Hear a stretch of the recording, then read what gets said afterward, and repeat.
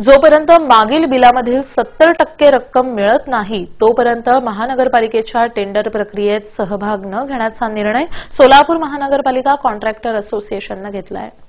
मागील 2 महिन्यांपासून सोलापूर महानगरपालिका कॉन्ट्रॅक्टर्स असोसिएशनच्या माध्यमातून सोलापूर शहरातील विविध भागात अनेक कामे झाली आहेत। मात्र झालेल्या कामांची बिलं अद्यापही मिळालेली नाहीत। जवळपास 2 कोटी बिलांची रक्कम थकीत असून त्यापैकी 70% रक्कम तरी महापालिका प्रशासनाकडून मिळावी अशी मागणी सातत्याने होतीये।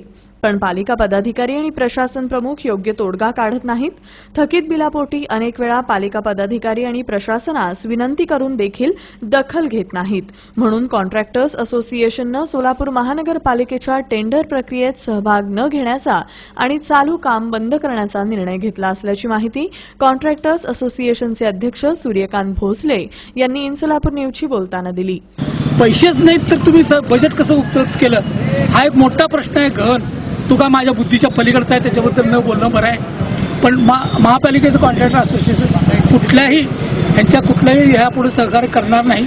आतापर्यंत इमर्जन्सी कामं आम्ही करत होतो जरी आमचा संप असला तरी, पण ह्याच्यापुढे आम्ही कुठलीही कामं करणारच तर नाहीच आणि टेंडर प्रक्रियेवर बहिष्कार घातलेलाच आहे।